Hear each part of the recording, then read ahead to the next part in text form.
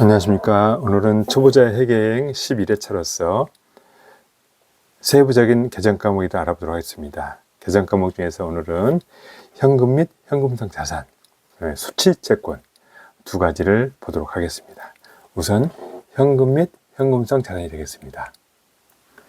현금은 여러분들 잘 아시죠? 현금. 그 중에 대표적인 통화가 있죠. 통화, 지폐, 주화, 동전. 통화죠. 그 다음에 통화 대용 증권, 통화는 아니지만 통화처럼 쓰이는 거.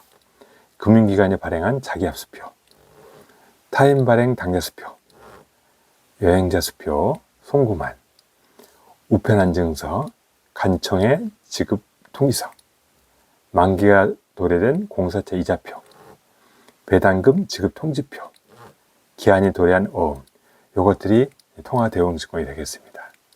외에도 요구불예금이 있는데 요구불예금은 당좌예금과 보통예금이 있습니다.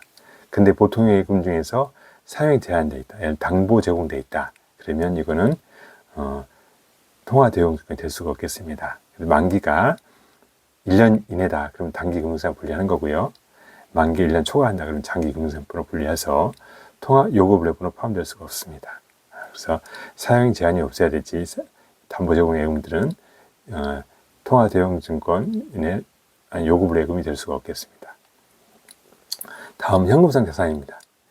현금성 자산은 세 가지 특징이 있습니다. 첫 번째 특징이 뭐냐? 큰 거래 비용 없이 현금 전환이 가능하다. 두 번째, 이자율 변동 등으로 인한 가치 변동 위험이 아주 적다. 세 번째, 취득 당시 만기일 또는 상한일이 3개월 이내인 금융상품이다. 여기서 중요한 게 취득 당시 만기일. 결산일이 아닙니다. 보통 우리 유동부채 분리할 때는 결산일로 유동자산 분리할 때는 결산일 기준으로 하죠. 여기는 취득 당시 만기일 또는 상한일이 3개월 이내인 금융상품. 상한 우선주는 아시죠? 보통주보다 어떤 우선하고 또 상한을 청구할 수 있는 것들이 상한 우선주가 되겠습니다. 보통 주식은 상한 청구 못하는데 상한 우선주는 청구할 수가 있습니다. 물론 배당 가능 이익이 있어야 됩니다. 환매채 리포처스 어그리먼트 RP 은행이 보통 발행하죠. 어떤 은행이 발행 채권인데 나중에 채권을 발행하고 만기 때 원금 플러스 이자까지 더해서 확정금리로 주겠다. 발행한 채권이 되겠습니다. 다시 산다. 그 환매라는 겁니다. 채권 원금과 이자가 있는데 만기가 있고 그때 이제 투자자는 원금 이자를 주겠다. 채권이죠.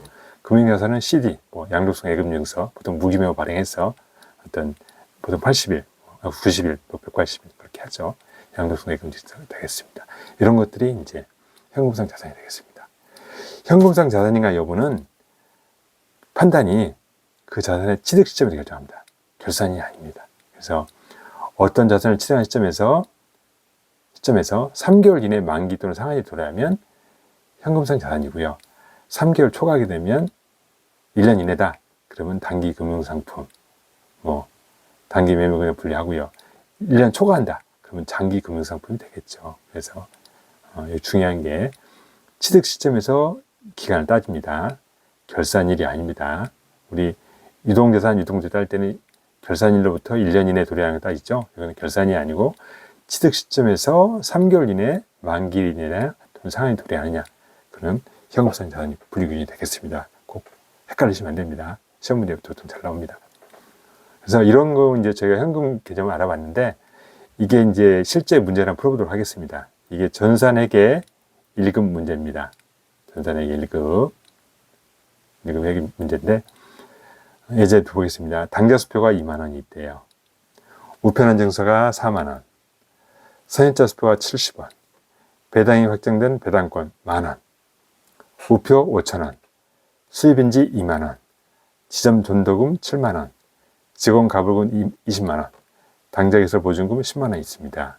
이때 현금액이 얼마냐? 문제가 되겠습니다. 타인발행 당좌수표, 현금이죠. 우편안증서, 맞죠? 현금이죠. 현금. 선입자 수표, 아닙니다. 선입자 수표는 뭐냐? 발행일자를 미래로 해서 발행하는 수표가 되겠습니다. 되게 어렵죠. 그래서 현재 수표를 결제한 돈이 없어요. 그래서 미래 일자를 발행을 해서 그때 청구해라. 지금 제시해라. 그러면 결제해 주겠다. 그래서 이거는 외상거래, 시험거래가 되겠습니다. 그래서 미수금이나 매출채권이지 현금이 아닙니다. 배당이 확정된 배당권, 배당금 지급 통지표 똑같은 거죠. 이거 맞습니다. 우표 수입인지, 이거는 현금이 아니고 미사돈 선급 비용이 되겠습니다. 나중에 이제 우표는 붙이지 않습니까? 그래서 선급 비용이 되는 거고요. 선입자 수표는 제가 말씀드렸고, 지점 전도금이 뭐냐? 지점 전도금은 본점 지점이 있는데,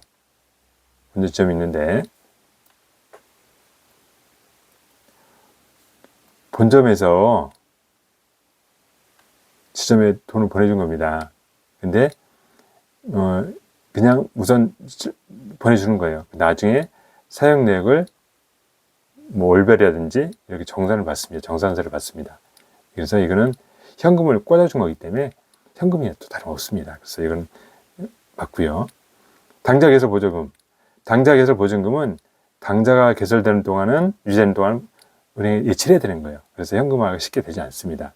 이거는 그래서 이건 현금 아닙니다. 그래서 현금은 당좌수표, 우편안정서, 확정된 배당권, 그 다음에 지점 전도금 이렇게 되겠습니다. 그래서 20만원, 40만원, 만원, 7만원, 그래서 14만원.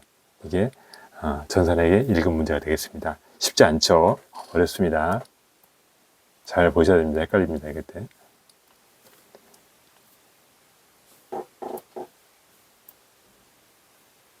다음은 이제 수취채권에 대해서 알아보도록 하겠습니다.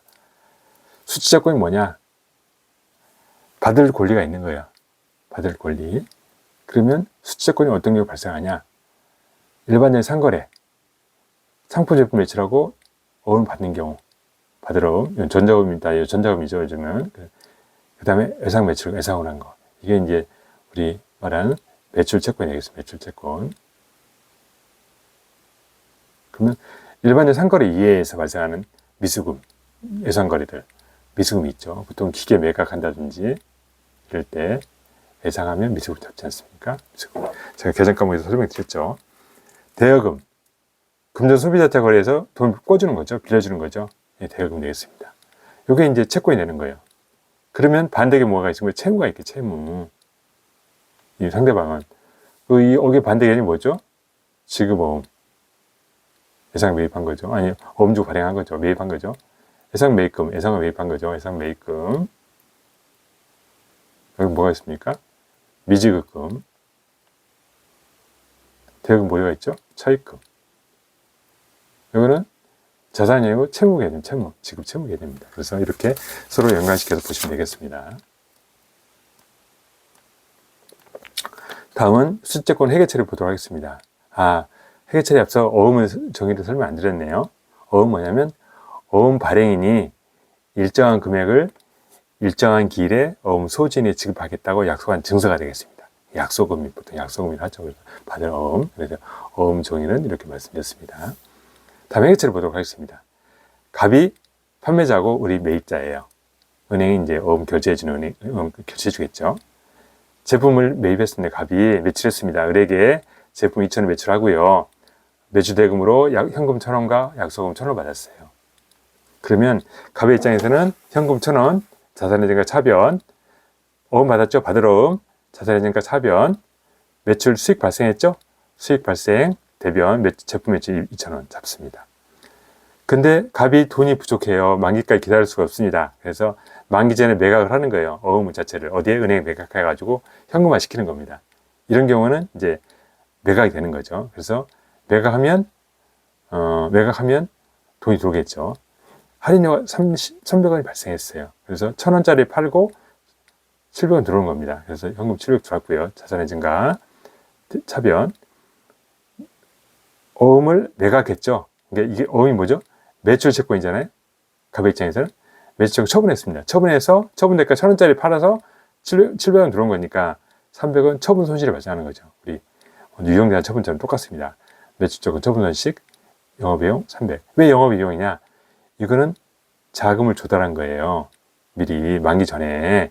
그래서 현금화 시키는 거잖아요. 금융거래 성격입니다. 그래서 이거는 영업의 비용을 처리하는 겁니다. 아시겠죠? 아니, 매각한 거니까, 매각. 채권 매각했습니다. 어떤 그런 거고, 만기에 추심한다. 이제 만기까지 기다렸어요. 이 여자는 돈이 여유가 있어요. 그래서 기다렸다가 만기에 은행에 약속을 제시하면 은행에서 현금 주겠죠. 우리 여기다 은행에 예치를 해놔야 되겠죠. 결제대금을. 그래서 청구했더니 수수료 200 추심 수수료 발생하는데요. 빼고 800 줬습니다. 그래서 현금 800 받고 자산의 증가 차변, 이 수수료 비용 200 곁입니다. 이거는 판매비와 관리비를 잡는 거죠. 왜냐? 이거는 금융거래가 아니고 일반적인 대금 회수 활동이에요. 판매 대금 회수 활동, 만기에. 그렇기 때문에 주된 영업 활동이라서 판매비와 관리비로 수수료 비용을 잡습니다. 이건 조기에 현금화시키는, 매각하는 행위이기 때문에 영업의 비용이고요. 아시겠죠? 받으면 제가 시켜주고요. 근데 갑이 은행에다가 만기에 제시했는데 결제를 안 해줘요. 왜냐면 은행 여기다 돈 내지를 못해가지고 어음을 결제할 수 대금이 없어요. 그러면 갑의 입장에서는 부도가 난 거죠. 부도금 받은 거죠. 부도금으로 차변 계상하고 받으러움을 빼줍니다. 부도금 뭐죠? 이거는 유동자산이 아니에요. 받으러움 유동자산이었죠. 매치 조건이니까 유동자산인데 부도금은 비유동자산이 되겠습니다. 이제 유동자산 벌써 언제 결제될지 몰라요. 그래서 비유동자산 계상하고요.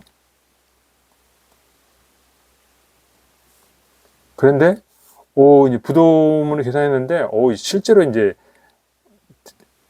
해소를 할 수가 없어요. 망했다든지 부도났다든지 아니면 망해버렸다든지 파산됐어요. 그러면 대손 처리해야 되겠죠. 그러면 부도금 제거시켜주고요.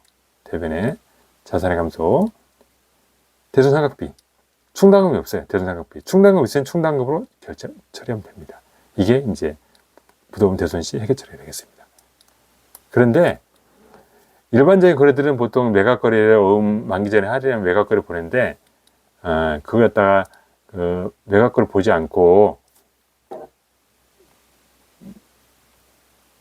뭘 보느냐, 차익거래 보는 경우가 있어요. 이게 무슨 말씀이냐, 상한 청구권이 있습니다. 상한 청구권. 이게 뭐냐면 갑이 어음을 제시하고 현금화를 해서 돈을 수령했어요. 근데 을이 만기에 대금 결제를 못하네요. 은행에 돈을 넣어주지 못하네요. 그러면 은행은 미리 돈을 줬잖아요. 그러면 대금을 못 받은 돈 손해받지 않습니까? 그러면 여기다가 이 어음 다시 돌려줄게. 네가 사가. 이 어음 부도라서 난 실조각이야. 다음 소용이 없으니까 얘한테 청구 못 받으니까 네가 다시 사가라. 상한 청구권 행사하는 겁니다. 그러면 갑의 입장에서는 돈 받았다가 다시 청구하니까 돈 줘야 돼요. 그러면 매출해놓고 대금 하나 받는 게 없습니다. 위험이 큽니다. 그래서 이런 경우에는 이제 차익거래를 보는데 그때는 상한 청구권이 있어요. 이건 매각거래는 상한 청구권이 없어요. 그래서 이거는 위험이 없어요. 이제 끝난 겁니다. 위험이 없어. 끝났어요. 그렇지만 차익거래 하는 경우에는 소유권이 있어서 상한 청구권 할인 같은 경우는 차익거래예요. 그렇게 되면 위험이 있는 거예요. 위험이. 만약 을이 위험이 있어요. 을이 만약에 결제를 못 해주면 자기가 대신 다시 어음을 사와야 되는 겁니다. 그러면 어음 할인마다 들어왔는데 어음 사면 그 일조가 며칠 동안 해서 못하는 거죠. 그래서 이런 경우에는 어음을 만기일 전에 거래인의 할인마다 수수료 발생했어요. 그러면 1,000원짜리 어음 할인 받아서 현금 200 조달했어요. 들어왔어요. 그러면 이거 매각거래가 아닌 차익거래라 했죠. 장기 차익금을 잡습니다. 차익금. 그리고 이 수수료를 이자 비용으로 처리합니다. 이자 비용으로 처리해서 이 경우에는 이제 매각이 아니다. 왜냐, 위험이 부담을 하니까. 매각은 위험이 부담 없는 거고. 그래서 상한 청구권 있는 어음 할인은 이거는 매각거래가 아니고 차익거래를 본다. 그래서 이게 중요하겠습니다. 그래서 개정 과목도 여기는 매출채권 처분 손실인데 매각거래는 차익거래는 이자 비용을 본다. 그래서 똑같은 영업의 비용인데 개정 과목 자체가 다릅니다. 그래서 오늘은 현금과 현금성 자산 수치채권에 대해서 알아봤습니다. 다음 시간에는 이러한 수치채권에 대해서 대손회계 알아보도록 하겠습니다. 오늘 또 경청해 주셔서 감사합니다.